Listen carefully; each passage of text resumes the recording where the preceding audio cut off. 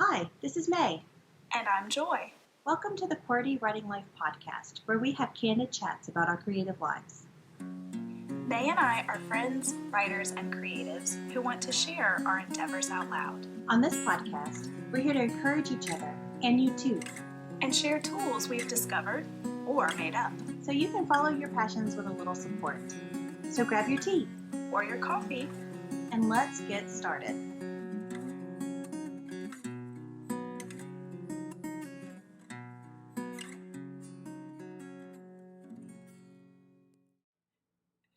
Hello everyone, it's another week. Hello and welcome. This week we are going to be talking about creative getaways on a budget, and we are going to roll right on into the episode because, as you can tell, we are not away from each other. We're still on our writer's retreat, so we thought we would record some episodes while we are together and in the same place. And I mean, look at this. So we couldn't not use the background. So if you are on YouTube, you're seeing where we are, and there. Can I spin it a little bit? Oh, Should we spin it? Okay, so you have to see. Yes. So guys, look. There are horses over there. There's a beautiful, beautiful landscape that we've been utilizing all week all weekend for inspiration and musy things and writing, and there are barn cats too. Yes, 2 adorable barn cats. Mm-hmm. And dogs. There are like 4 dogs out here. Anyway, it's the kind of the perfect place for Joy and I to go to make things, and so we're also going to make some podcasts while we're here. Oh, and here's one of the barn cats now. There's a cat. Hi, baby. So we got to thinking, a lot of people have expressed a little jealousy over the fact that we're having getaways, and we don't want you to be jealous. We want you guys to do this too. So yes. We thought we would give just a few little tips and tidbits about how to make creative getaways happen, because we are all on a budget, and this is not the easiest thing to do, but that's basically what we're going to talk about today. So, yes. Yeah. So how Joy and I do it, we try to get away one weekend a year, which is not a ton, right? So it's something that we can kind of put into our budget to save a little bit for, but also we can have some thrifty ways to put that into our lives. So I personally would like to do it a little bit more, but also time is an issue as well. So the first thing that we're going to talk about are the financial budget issues, and then we will move on into time. Okay, so what we have done in the past, this is actually only the second time we've done a retreat together. May was able to do one last year on her own. I could not make the time happen on my end, but the first time that we did it, we were in a hotel and we got a suite, and it was a very reasonable rate, and because it was a suite, we had the little kitchen and all of that. That worked out really well. And this time, we've done an Airbnb. And I know my family has kind of gotten to where we really love using Airbnbs, and I think a lot of other people have gotten that way too. I feel like this is the perfect way to go, because you can find some incredible deals, cheaper than a hotel room. And a lot of times you get like a whole house. Like in this case, this is a completely separate, all-in-one thing where you've got 2 rooms, an upstairs and a downstairs. You've got 2 beds. Actually, there's 3 beds because there's a pull-out. That futon actually pulls out. And then the whole kitchen area, which it doesn't have a stove, but we can prepare our meals, right? We don't have to go out and get meals on top of having to pay for the place. Yeah. So, and that actually fits into our financial and our time budgeting, because we made soups and other meals beforehand, so we could just use that in the microwave, so we don't have to spend time cooking. We also don't have to spend time finding a restaurant, sitting down, eating, coming back. That's hours, guys. That's hours you could be writing or creating. Exactly. So we do really try to budget. It's financially and time budget beneficial to make your meals or go grocery shopping before you actually go on your retreat, knowing that you're not going to go out and go to restaurants and that sort of thing. And another thing, time-wise, that we did this time is we brought paper plates and paper bowls, okay? So that just takes out some of the cleanup time too. Yes. Which is great. So yeah, that's another little thing that we did. And the fact that we're able to come together, and I know not everyone has a person that maybe you're comfortable enough with staying in a place together, like we have, but if you do, you know, you guys could potentially split the costs. Hello, my baby. Hi. Another thing, though, is if you are set up as an LLC, then this is a tax write-off, too, depending on where you live. But I know for me, it is. That's another thing to take into consideration if you're thinking about, oh, I'm shelling out this money for this. Well, it could actually be beneficial in the long run for you. So yes. Yeah. Also, whenever you're planning on it, you could definitely split the price. But if the Airbnb here, it could have 1, 2, 3, 4. It could have 4 people here, and I think it was like $70 a night. And so $70 divided by 4 is something that you could definitely try to fit into your budget and save a little bit along the way. So some good planning. Some good planning is going to help you financially. It's also going to help you time-wise, and knowing some other people who have the same creative medium as you. You know what? Come to think of it, you probably don't have to have the same creative medium. You probably could, you know, just as long as there's enough space for you all to have some private time.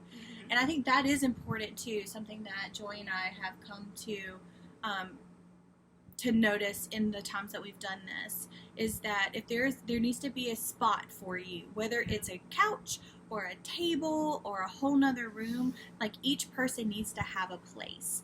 And for this particular Airbnb, there's outside areas, sitting areas, as you can tell. There was a downstairs room. There was like a little living area. There was the dining room table. So a window seat. A window seat. I slightly love window seats. They're kind of like, I think. So really and truly, like this particular one in Picayune, Mississippi, probably we could have housed 4 creatives, and it'd been extra affordable. That's for sure. Yeah. And make sure, though, with Airbnb, you know, the thing that you want to look for, and it's the same with hotels, you know, just get to your checkout so that you can get the full cost. So if you really are wanting to, like, do a split, or you just want to make sure that you're saving the right amount of money. So maybe if you do, like, an envelope system or something where you can save, like, tuck away $10 a month, and for a once-a-year thing, I mean, there you go. You've got it. Just make sure that you're saving up the right amount. So, you know, with Airbnbs, they add the cleaning fees and the things like that. Just like with hotels, they add the taxes and the, you know, those things. So just make sure that you know your cost up front, and that's what you're planning for. Yeah. So, and then I think that's pretty much on the financial part. I think we can maybe say a few more things on the time. Yes. One more thing about financial parts, and then I'm probably done, is that be a little picky on who you're doing this with, especially if you are in a tight budget situation, because there could be people who are like, yeah, I want to do that, and then if you are the one who is fitting the bill up at the front, then and they don't pull through, then you're stuck with that. So I definitely would say do the thing that Joy said and get a full price. Maybe get their part of the money of the event first. So so some financially beneficial things. Yeah. I feel like we're good there. Yeah, I think so too. So, you know, the other thing would be time budgeting, and we've talked a little bit about that, you know, mainly about being here already. But some other things are just budgeting your time ahead of time, you know, and this goes back to the whole communication with your family, to say, hey, look, this is something that I really need. Can we make this happen? You know, and in our case, that's with our husbands, you know, hey, we want to have this getaway. We want to work on our writing. When can we make this happen, where you've got the kids and all of that? So that's the first thing, is just to communicate that with the people in your life to make sure that it can happen. Yeah. And then I think the next thing is to set a preparation schedule for this. So you need to know what you're going to be working on. You need to know what you need to know before you get here in order to work on it. You need to have a supply list that you go ahead and get situated with there. And you need a prep plan. So by the time you get here, you are sitting here and you're ready to work. Yeah, exactly. So budgeting the time that you have and to make the most out of it. Yes. So we also talked about some time things already with the financial part of the episode. So just to reiterate those things, it was we are not going to waste time on going to a restaurant. We're going to eat here. We're going to snack here. And we're not going to waste time on cooking. We're going to prep our food and we're going to bring it here so we can pop it in the microwave and still keep going with what we're doing. And then I guess the other thing about time is like whenever you're here, don't be afraid to set an alarm because time can actually slip away from you, as you know, from life. And it's so finite, especially whenever you are making this financial investment, whenever you're making this investment on yourself, this time beforehand, the time investment beforehand. Whenever you get here, you don't want to lose that. Like, you want to make the best out of every moment, right? So Joy and I, well, the first night we worked until like 3 a.m, which was probably, I don't know, that was a little crazy. That was good for me, but I'm a night owl person. So. Well, and I got some really good work done. But anyway, so just if you're a night person and you know that you thrive at night, then plan your day to where you get businessy things done or something in the morning, and then you work your creative stuff whenever that's prime as well. But don't be afraid to set an alarm. We had a talk with somebody today, and we were kind of picking up and cleaning up and also working on our things, and we could have forgotten that, I think. Right. If the alarm wasn't set, and you had an alarm set and I had an alarm set, so that was good. So especially when you're in writing mode, like definitely if and we set an alarm to do this too. Yes. Because we decided, okay, 1 o'clock we're gonna sit down, we're gonna do this together. And I would have forgotten. The alarm went off and I jumped a little. So yeah, I was in a total zone. So yeah, definitely. Yeah. And I think, and this is something that, we probably could have done better this time, is to set a more specific schedule at the very beginning. To say, hey, I want to work from here to here, and then from here to here, let's talk about all the things. Yes. Or from here to here, let's share what we have, or if we have questions or we want to brainstorm. I think we didn't do that so much this time, and I think that we could have done that. Yes. And that would have been probably better. So depending on who you're doing this with, that may be something you want to do when you first get in. Yes. And kind of get that all worked out, which we kind of did. I mean, we did as far as the podcast stuff and the chat with our writer friend that we were going to do together. But that was really all that we had planned. And I will say, though, plan, but don't be legalistic about it. Yeah. Because we had some really great creative inspiration sessions where we were just listening to music and stuff. Yeah. And that happened because we weren't okay, from 10 o'clock to 11:30, we're going to work on this. We didn't do that.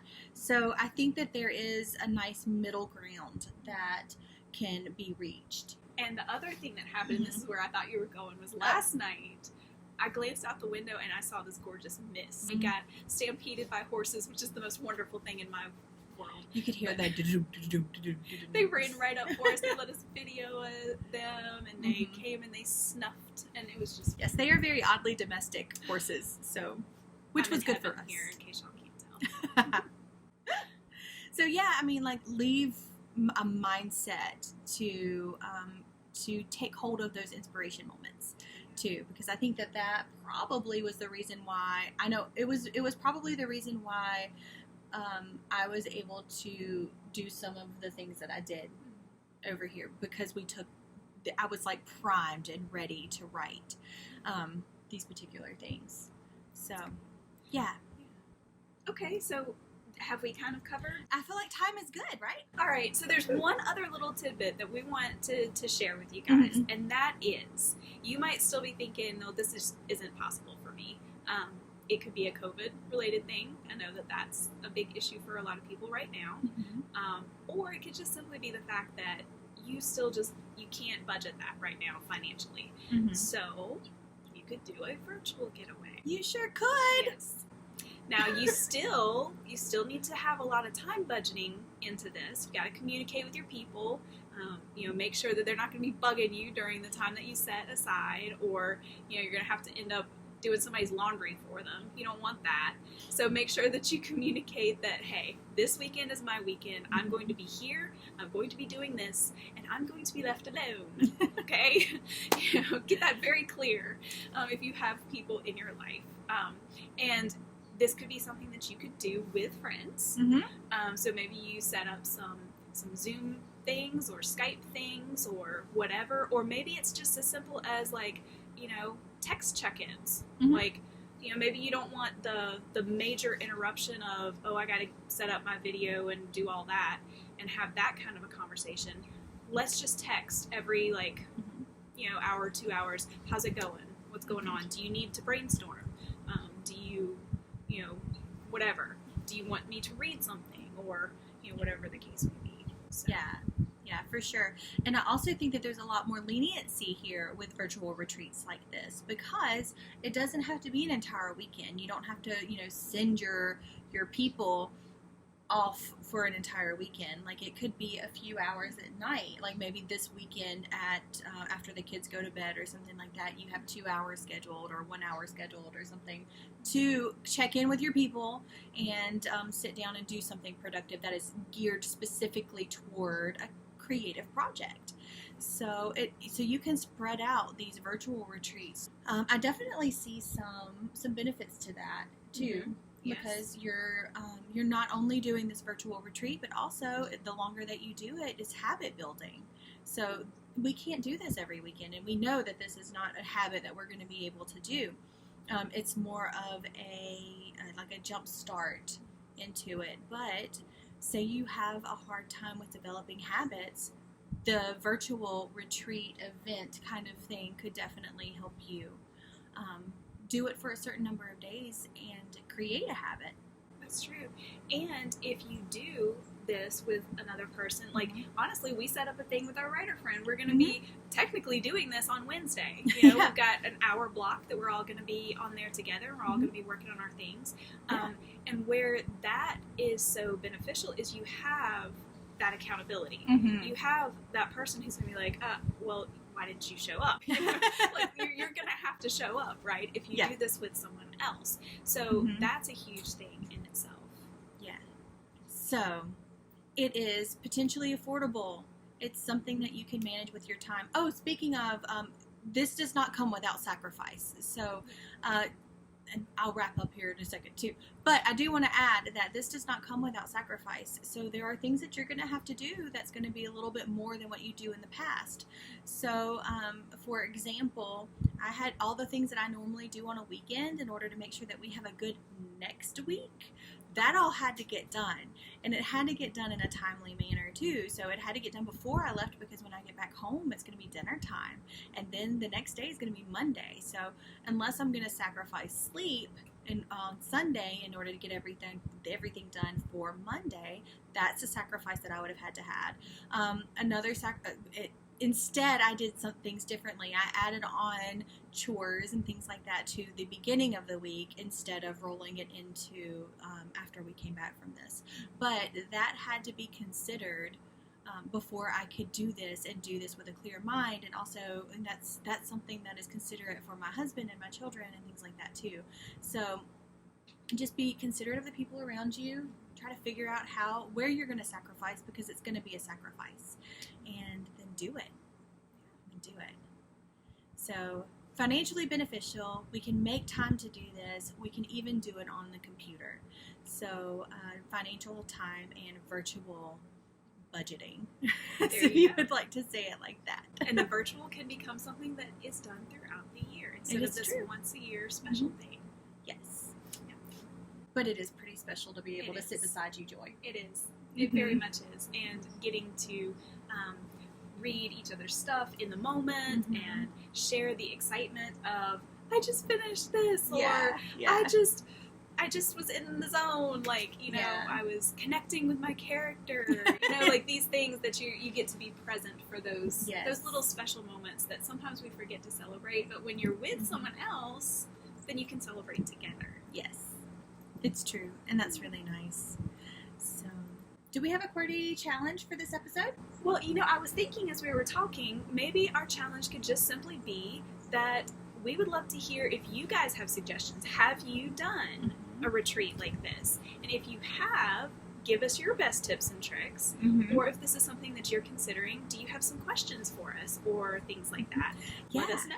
Okay. So also a part of the QWERTY challenge is, if you have not considered this, if you were just like, oh, it's too expensive and I don't have the time and I just blah, blah, blah, blah, all of the excuses, let's try setting those excuses aside for a little bit and just open your mind a bit and see if it's possible. Sometimes we can get barricaded because we automatically assume it's something that is impossible for us. But if you dig in a little bit and just try to find another way, a lot of times those impossible things can become realities.